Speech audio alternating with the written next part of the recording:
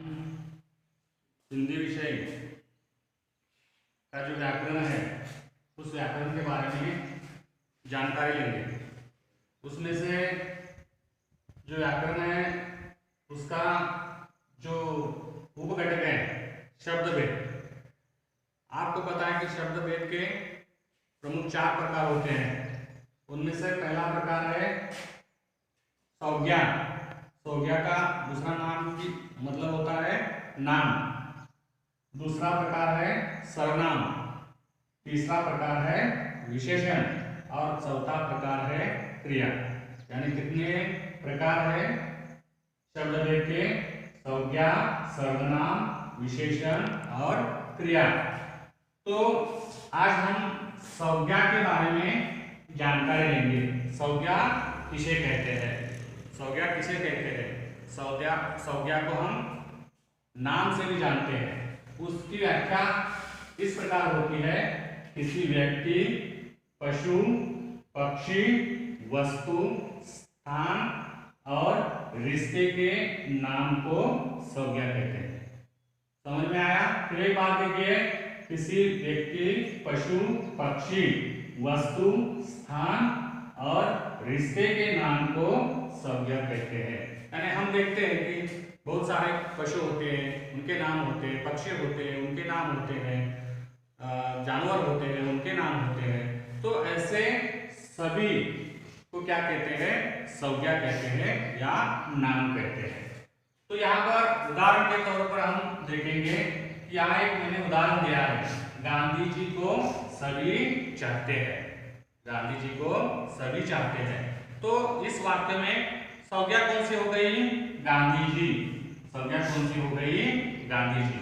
तो दूसरा वाक्य मैंने लिखा है, तो दूसरा वाक्य देखिए, कोयल की आवाज मीठी होती है।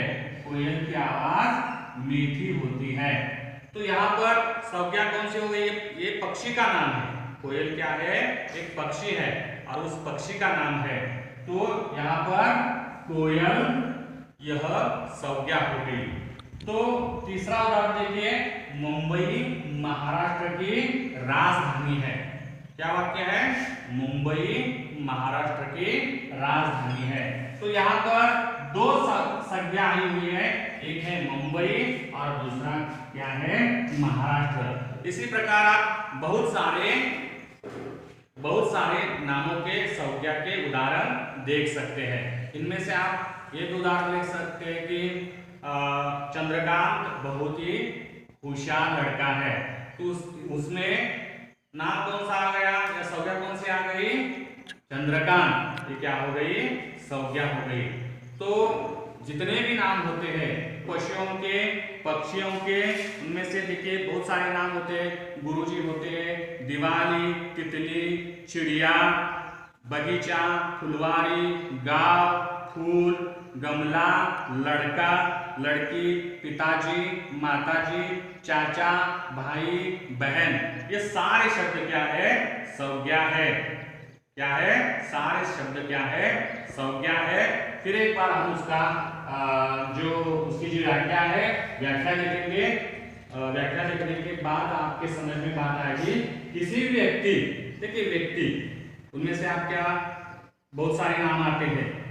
उसके बाद पशु, बहुत सारे पशु होते हैं, उनके नाम होते हैं। उसके बाद पक्षी, बहुत सारे पक्षी होते हैं, उनके भी नाम होते हैं, जैसे कि तोता है, कोयल है, मैना है, मोर है, हमारा राष्ट्रीय पक्षी। उसके बाद वस्तु, किसी भी वस्तु को भी आप क्या कह सकते हैं? संज्ञा कह सकते हैं। किसी भी स्थान को, जैसे कि महाराष्ट्र है, राजस्थान है, एक स्थान है, उसे हम क्या कह सकते हैं? संज्ञा कह सकते हैं। और रिश्ते के नाम को भी, यानी जैसे कि भाई है, बहन है, माताजी है, पिताजी है, इन सारे शब्दों को हम क्या कहते हैं?